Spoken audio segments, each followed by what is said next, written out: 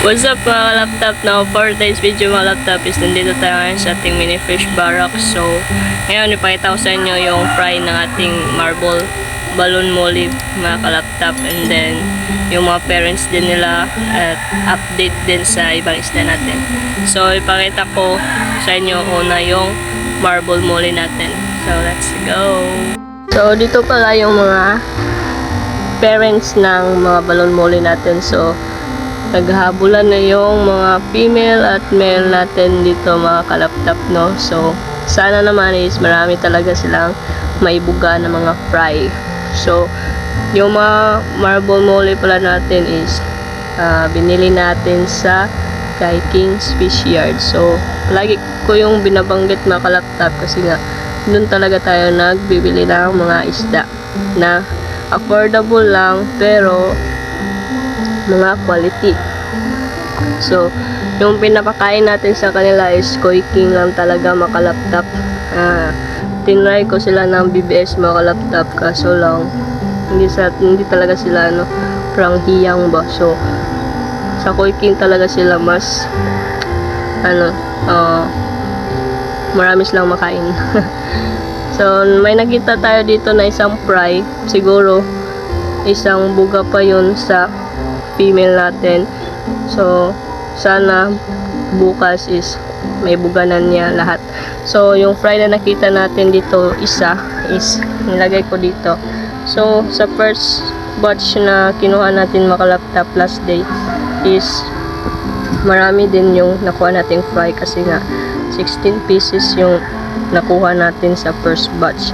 So sa second batch naman sa ngayon na day is isa pa lang. So sana bukas is madagdagan pa yung isa na nakuha natin. So marami na sila dito mga laptop sa isang tab na to.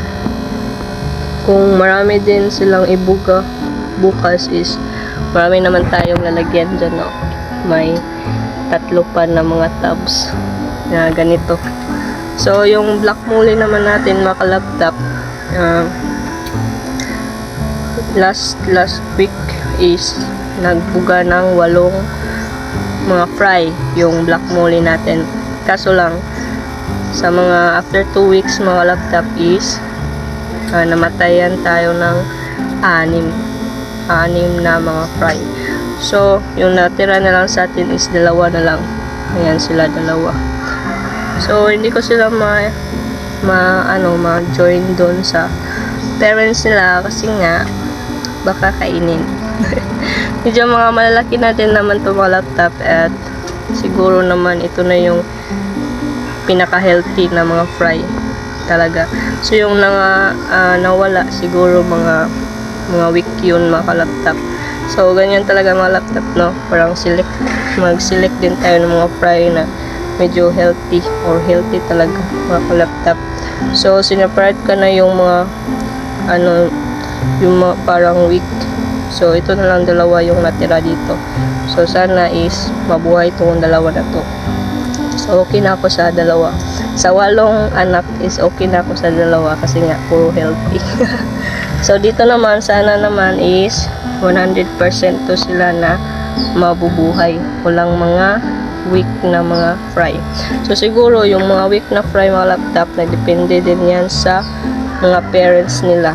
Kung ano talaga yung genes ng parents nila kasi nga sa molly ngayon is parang nawala na yung 100% na survival rate sa molly kasi nga iba-iba na yung mga yung mga genes sa napakaraming molly ngayon. So sana naman is 100% to.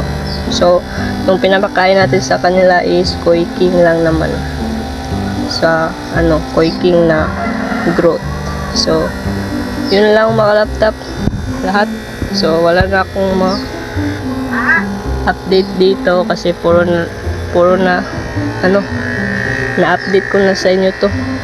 So dito pala mga laptop, no, is maraming namatay na mga gapi. So ganyan talaga, marami talaga, basta mga weak na At siguro may mga sakit yung muli ngayon. Ay, gapi pala.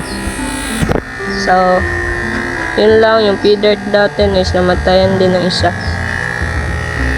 So far mga laptop, yung goldfish is, ayan, buhay na buhay guys. Yan no. Wala pang namatay na mga fry dyan na mga maliit. So, yun lang mga laptop. Salamat pala sa panood. And don't forget to like, share, comment, subscribe to my channel, and click the tiny bell para like updated sa susunod nating i-upload. So, yun lang. Peace out.